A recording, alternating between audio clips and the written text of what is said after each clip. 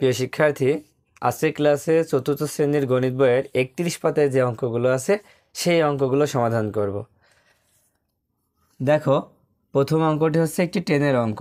এখানে লেখা আছে একটি ট্রেনে 2450 জন যাত্রী আসেন। একটি স্টেশনে 842 জন যাত্রী নেমে গেলেন ও 798 জন নতুন যাত্রী উঠলেন। এখন ট্রেনটিতে মোট কতজন যাত্রী আসেন? দেখো, একটি ট্রেনের মধ্যে 2450 জন যাত্রী আসেন। একটি ট্রেনের মধ্যে কিন্তু আসেন। এবার একটি স্টেশনে গিয়ে 842 জন যাত্রী কি নেমে গেলেন। আগে ছিল কত? 2450 জন, নেমে গেলেন 842 জন। আচ্ছা, নেমে যাওয়া মানে কি? কমে যাওয়া না? যখনই কমে যাচ্ছে তখনই কি করতে হবে? বিয়োগ করতে হবে। কমে গেলেই বিয়োগ করতে হবে। তারপরে আবার দেখো, 798 জন নতুন যাত্রী উঠলেন। নামার পরে আবার যখন উঠছে আবার বেড়ে যাচ্ছে না? আর যখনই বেড়ে যাচ্ছে তখন আবার কি যোগ হবে। তাহলে আমাদের উত্তর বের করতে হবে ট্রেনটিতে মোট কতজন যাত্রী আসেন। তাহলে শুরু করব কিভাবে? দেখো, আমরা প্রথমেই লিখব যে ট্রেনে যাত্রী আসেন, ট্রেনে যাত্রী আসেন 2450 জন। তারপরে যাত্রী নেমে গেলেন। প্রথমে কি নেমে গেলেন না? হ্যাঁ, যাত্রী নেমে গেলেন কতজন? 842 জন। দেখো, যদি নেমে যায় তাহলে কি করতে হবে? বিয়োগ করতে হবে। তো বিয়োগ করলে কত হয় দেখি। দেখো, এখানে কি শূন্য আছে, তাহলে শূন্যকে আমরা কত ধরি? 10 ধরি। 10 থেকে 2 বিয়োগ করলে কত হবে? 8। এবার হাতে থাকবে 1, সেই 1 4-এর সাথে যোগ করলে কত হবে? 5। 5 আর 5 মিলে গেলে কী হবে? একটা শূন্য হবে। এবার হাতে কিন্তু আর থাকছে না। এবার কত? এটা 4। 4কে কত ধরবো? 14 ধরবো, কারণ নিচে আছে 8। তাই 14 থেকে 8 বিয়োগ করলে হবে 6। 14 থেকে 8 বিয়োগ করলে হবে 6। এবার হাতে থাকে 1, সে 1 এখানে ধরতে হবে মনে মনে। 2 থেকে 1 বিয়োগ করলে হবে 1। তাহলে 1608 জন। তো এখানে আমরা বাংলায় কি লিখব? এখন লিখব ট্রেনে যাত্রী রইলেন। তাহলে ট্রেনে যাত্রী রইলেন কতজন? 1608 জন। এবার আবার কি করছে? নতুন করে যাত্রী উঠছে, তাই লিখব নতুন যাত্রী উঠলেন কতজন? 798 জন। তাহলে এবার কি করতে হবে? ওঠা মানে বেড়ে যাওয়া, তাহলে যোগ করতে হবে। হ্যাঁ, ওঠা মানে কি? বেড়ে যাওয়া। যোগ করলে কত হয়? 8 আর 8 যোগ করলে কত হবে? 16 হবে। 16-র 6, হাতে থাকবে 1, সেই 1 এই 9-এর সাথে যোগ হলে কত হবে? 10। তাহলে 10 হলে কি? 10-এর 0, হাতে থাকবে 1, সেই 1 সাথে সাথে যোগ হলে হবে 8। 8 আর 6, 8 আর 6 কত? 14। 14-র 4, হাতে থাকে 1, সেই 1 এই 1-এর সাথে যোগ হয়ে কত হবে? 2। তাহলে 2406 জন। তাহলে এখানে বাংলায় লিখব ট্রেনে যাত্রী আসেন 2406 জন। এবার পরের অঙ্কটা দেখো। রাজীবের মায়ের কাছে 5580 টাকা ছিল। বাজারে যাওয়ার পূর্বে তিনি রাজীবের বাবার কাছ থেকে আরও 3420 টাকা নিলেন। কেনাকাটায় তিনি 7830 টাকা ব্যয় করলেন। তার কাছে এখন কত টাকা অবশিষ্ট আছে? প্রথমে কি বলছে? যে রাজীবের মায়ের কাছে ছিল কত টাকা? রাজীবের মায়ের কাছে কিন্তু আগের থেকেই ছিল হচ্ছে 5580 টাকা ছিল আগের থেকেই। বাজারে যাওয়ার পূর্বে আবার রাজীবের বাবার কাছ থেকে তিনি আরও 3420 টাকা নিলেন। তার মানে আগে ছিল এত টাকা, আবার নিল এত টাকা। তার মানে তার কাছে মোট কত টাকা হলে? দুইটা মিলে মোট কত টাকা হলো সেটা আগে বের করতে হবে। হ্যাঁ, তাহলে কত দেখি। তাহলে কিভাবে শুরু করব? তাই লিখব রাজীবের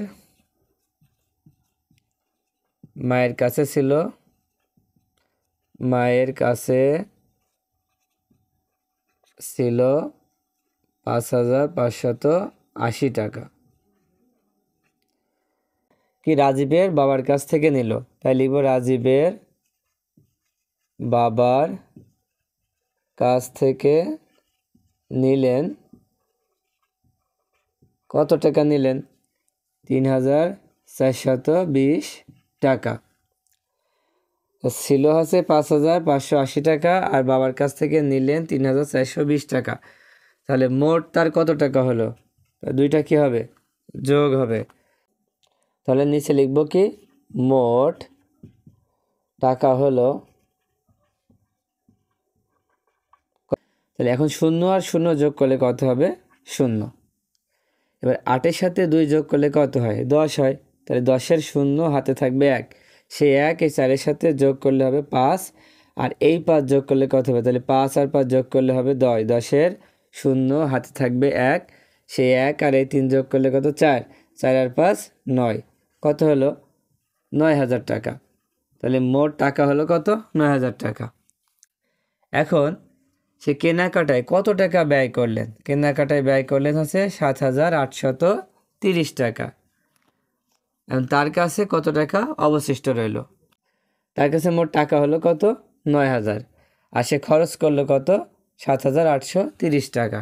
এখানে লিখব কেনাকাটায় ব্যয় করলেন, কেনাকাটায়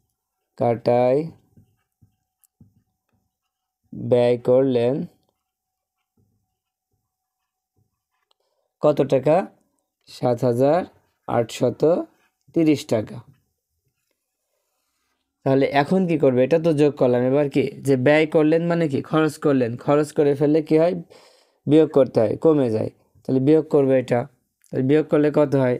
তাহলে 0 আর 0 যদি বিয়োগ করি তাহলে 0 হবে।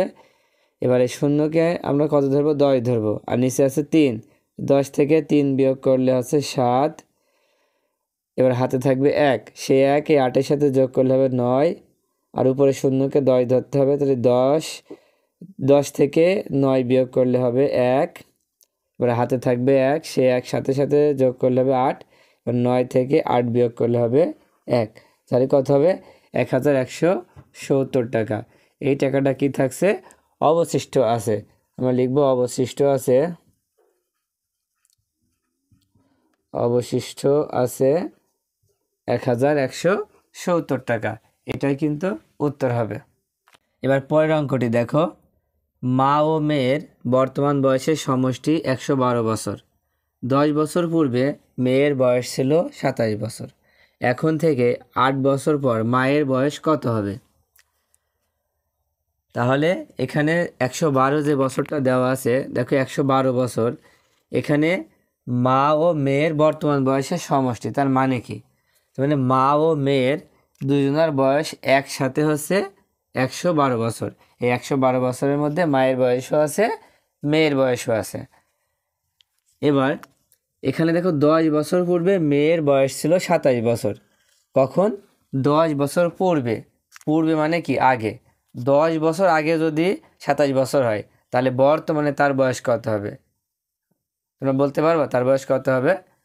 তার বয়স হবে কি, এই 27-এর সাথে এই 10 যদি যোগ করি তাহলে বর্তমান বয়স বের হয়ে যাবে। তারপরে এখন থেকে 8 বছর পর মায়ের বয়স কত হবে? দেখো এই অঙ্কটা করার জন্য এই 3টা প্রশ্নের উত্তর দিলেই হয়ে যাবে। প্রথম প্রশ্নে কি বলা হচ্ছে?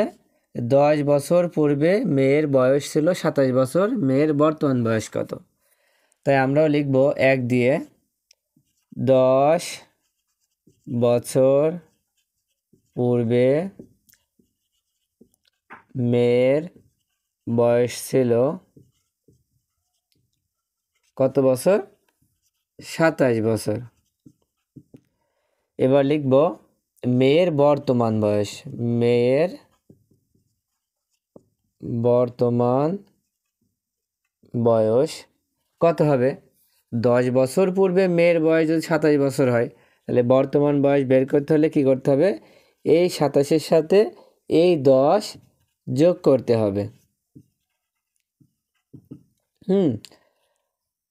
বর্তমান বয়স বের করতে হলে এই 27-এর সাথে এই 10 কি করতে হবে? যোগ করতে হবে। 10 যোগ করলে কত হবে?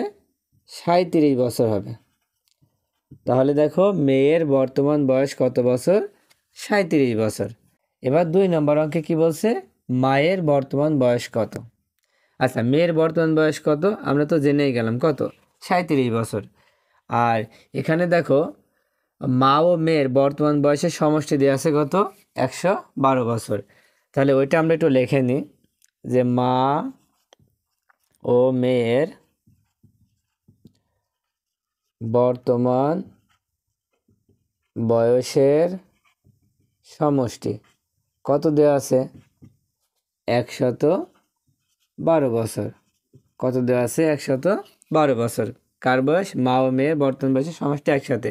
আচ্ছা, এখন মেয়ের বয়স আমরা পেয়ে যাইনি, তাই আমরা নিচে লিখব মেয়ের বয়স, মেয়ের বর্তমান বয়স কত? 37 বছর। এর নিচে আমরা 37 দিয়ে দিলাম। এবার কি করব? দাগ দিয়ে বিয়োগ করে দেব। হ্যাঁ, 112 থেকে যদি মেয়ের বয়সটা 112 থেকে যদি 37 বছর বিয়োগ করে দেওয়া হয়, তাহলে মেয়ের বয়স তো বিয়োগ করে দেওয়া হচ্ছে, তাহলে কার বয়স থাকছে? মায়ের বয়স। তাহলে নিচে লিখব মায়ের বর্তমান বয়স। 112 থেকে 37 বিয়োগ করে দিই। দেখো 2কে আমরা কত ধরি? 12 ধরি। তো 12 থেকে এই 7 যদি বিয়োগ করা হয় তাহলে কত হবে? 5 হবে। এবার হাতে কিন্তু 1 থাকবে, যেহেতু 12 ছিল হাতে 1, সেই 1 এই 3-এর সাথে যোগ হয়ে 4 হবে। এখন নিচে হচ্ছে 4, উপরে হচ্ছে 1, তাহলে 1কে কত ধরবো? 11 ধরবো। এক কথা এখানে 11ই আছে। 11 থেকে 4 বিয়োগ করলে কত হবে? 7 হবে। তাহলে কত হবে? 75 বছর। তাহলে মায়ের বর্তমান বয়স কত? 75 বছর। দেখো মেয়ে ছিল 37 আর মায়ের হলো 75 বছর। তাহলে 1-2 নম্বর হয়ে গেল। এবার 3 নম্বর। 3 নম্বরে বলা হচ্ছে 8 বছর পর মায়ের বয়স কত হবে তা নির্ণয় করি। আচ্ছা, তাহলে মায়ের বর্তমান বয়স কত? 75 বছর। এখন 8 বছর পর তাহলে কত হবে? 8 বছর পর মানে এখন আছে 75, তাহলে 8 বছর পরে যাই কত হবে? বেশি হবে। কি হবে? যোগ করতে হবে। তাহলে এখানে লিখব 8 বছর পর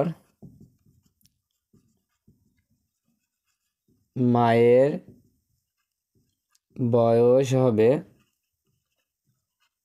কত হবে? এই যে 75 আছে, এই 75-এর সাথে এই যেখানে 8 বছর না, এই 8 যোগ করে দেব। তাহলে যোগ করলে কত হবে? 75 আর 8 যোগ করলে হবে 83 বছর। দেখো আমাদের 1, 2, 3-এর উত্তর কিন্তু হয়ে গেল। তো আজকের মতো ক্লাসটা এই পর্যন্তই। আল্লাহ হাফেজ।